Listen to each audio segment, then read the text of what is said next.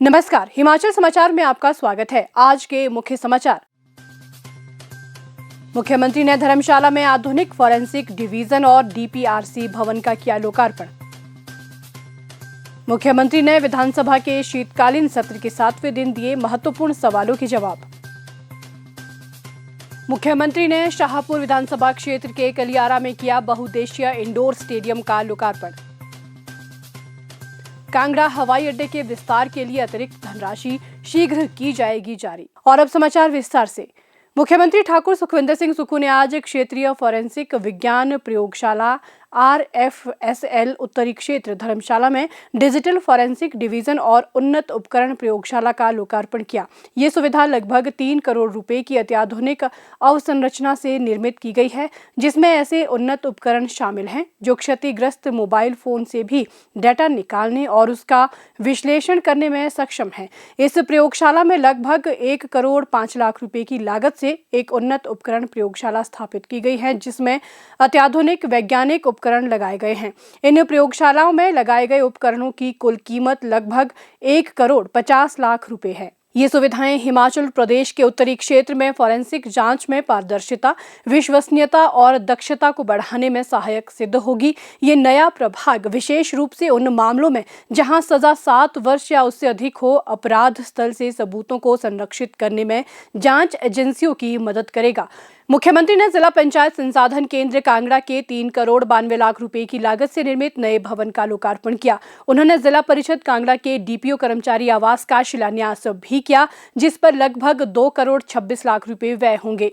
शीतकालीन सत्र के 7वें दिन मुख्यमंत्री ठाकुर सुखविंदर सिंह सुक्खू ने कितने कर्मचारी एनपीएस से ओपीएस में सम्मिलित किए गए पर पूछे गए सवाल के जवाब में कहा, हमारी सरकार ने पहले ही कैबिनेट में तकरीबन 1,36,000 के करीब जो सरकारी कर्मचारी थे, जिनकी पेंशन 2003 के बाद बंद हो चुकी थी, उसको ओल्ड पेंशन स्कीम देने का फ़ैसला किया। ये एक ऐतिहासिक फ़ैसला था और पहली फाइनेंशियल इम्प्लीकेशन इसमें ये हुई कि जो केंद्र सरकार द्वारा 1600 करोड़ रुपए की एडिशनल बोरिंग हमें मिलती थी, वो ओपीएस लागू करने के बाद एडिशनल बोरिंग बंद हो गई। दूसरा, मैं माननीय अध्यक्ष महोदय, इसकी फाइनेंशियल इम्प्लीकेशंस का धीरे धीरे हमारे राजस्व पर दबाव पड़ना शुरू होगा।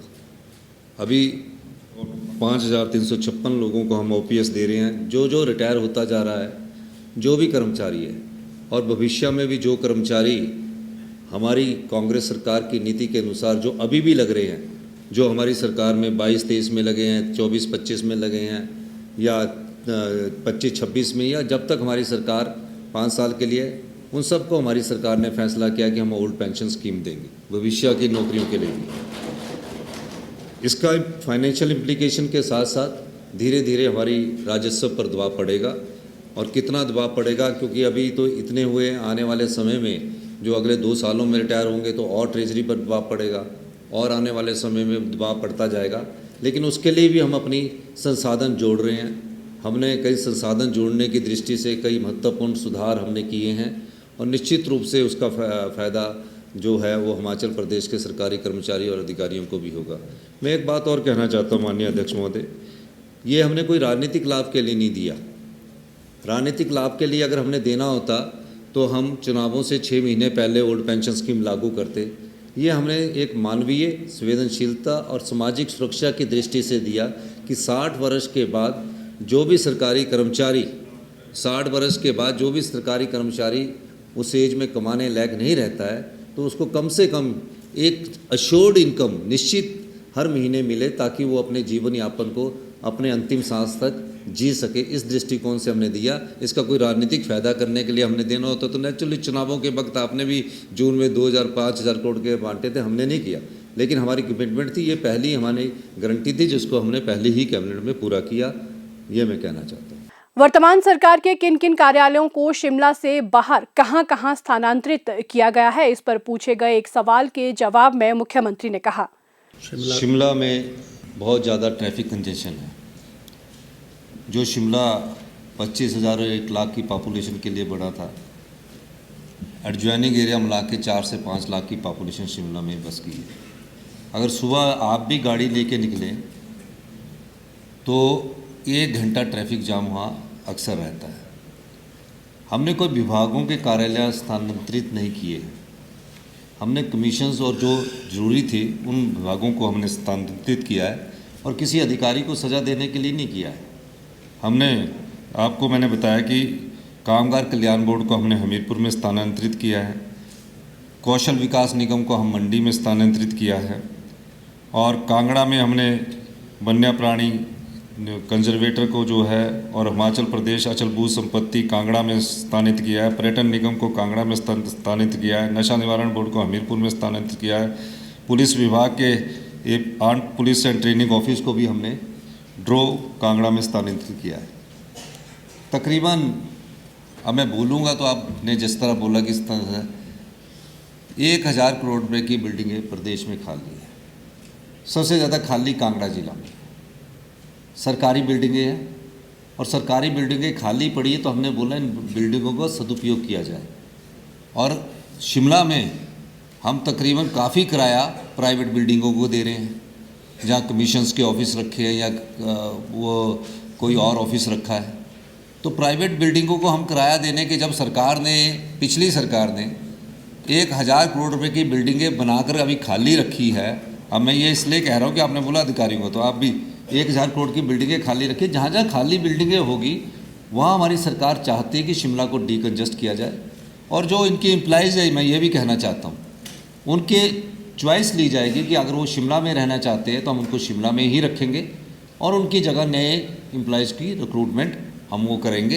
ये भी मैं कहना चाहता हूँ, किसी को कष्ट देने और दुख देने के लिए कार्यालय स्थानांतरित नहीं किए जाएंगे। भविष्य में हमारा ये मानना है कि जहाँ भी बिल्डिंगें खाली है, जैसे ऊना में एक बहुत बड़ी बिल्डिंग खाली है, वहाँ भी हम अभी डिजास्टर मैनेजमेंट का स्टेट डिजास्टर का मैनेजमेंट का कार्यालय शिफ्ट कर रहे हैं। मंडी में खाली होगी, बिलासपुर में खाली होगी, जहाँ जहाँ बिल्डिंगें खाली मिलेगी हम वहाँ कुछ कार्यालयों को स्थानांतरित करने पर विचार सरकार रखती है। मुख्यमंत्री ठाकुर सुखविंदर सिंह सुक्खू ने कहा कि राज्य सरकार शिक्षा को सर्वोच्च प्राथमिकता दे रही है और विपक्ष के विरोध के बावजूद कई महत्वपूर्ण सुधार लागू किए गए हैं। इन ईमानदार प्रयासों के परिणाम स्वरूप प्रदेश अब गुणवत्तापूर्ण शिक्षा में देश में 5वें स्थान पर पहुंच गया है, जबकि पूर्व सरकार के कार्यकाल में ये 21वें स्थान पर था। ये बात मुख्यमंत्री ने आज शाहपुर विधानसभा क्षेत्र के कलियारा में नवनिर्मित बहुउद्देशीय इंडोर स्टेडियम का लोकार्पण करने के उपरांत कही। ये स्टेडियम 3 करोड़ 36 लाख रुपए की लागत से बनाया गया है, जिसमें बास्केटबॉल कोर्ट, बैडमिंटन कोर्ट और फिटनेस सेंटर की सुविधाएं उपलब्ध करवाई गई हैं। मुख्यमंत्री ने कहा कि ग्रामीण क्षेत्रों में शिक्षा को सुदृढ़ करने के लिए 100 राजकीय वरिष्ठ माध्यमिक पाठशालाओं में सीबीएसई पाठ्यक्रम शुरू करने का निर्णय लिया गया है। इस पहल का उद्देश्य विद्यार्थियों को आधुनिक शिक्षण पद्धतियों पर आधारित प्रतियोगी परीक्षाओं के लिए तैयार करना और उनमें आत्मविश्वास विकसित करना है।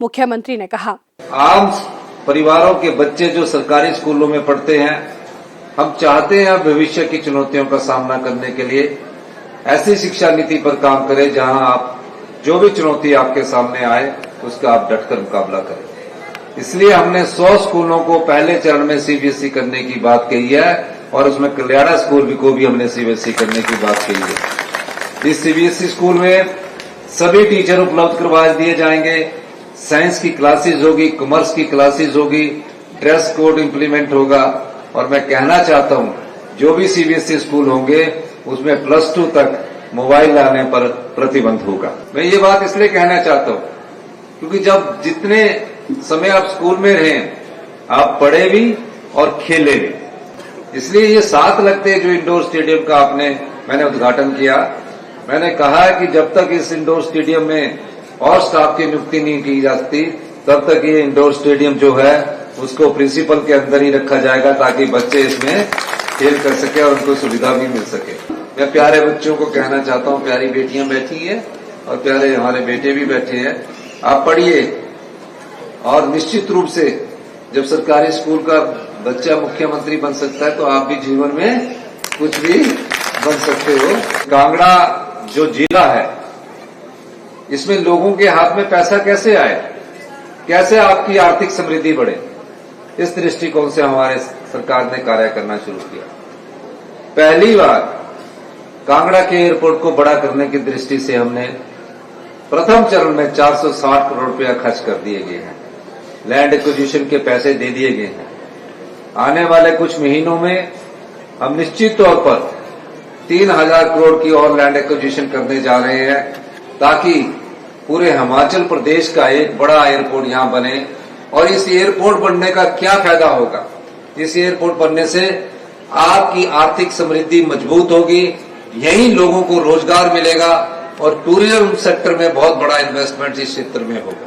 पिछले 3 सालों में जो आपकी संपदा थी, जो आपके पैसे थे, जिसका आपको अंदाजा नहीं है, इस कुर्सी पर बैठकर मुझे अंदाजा हुआ 3000 करोड़ रुपया आपकी संपदा को लुटा दिया जाता था। भ्रष्टाचार के चोर दरवाजों को बंद करके हमने वो 3000 करोड़ रुपया आपका बचाया है, जिसके कारण हम हेल्थ में, शिक्षा के स्तर में बदलाव कर रहे हैं। उन्होंने क्षेत्र के किसानों से प्राकृतिक खेती अपनाने की अपील करते हुए कहा कि कृषि क्षेत्र के माध्यम से रोजगार उपलब्ध करवाने के उद्देश्य से राज्य सरकार ने पहली बार प्राकृतिक खेती से उगाई गई गेहूं, मक्की और हल्दी पर न्यूनतम समर्थन मूल्य प्रदान किया है।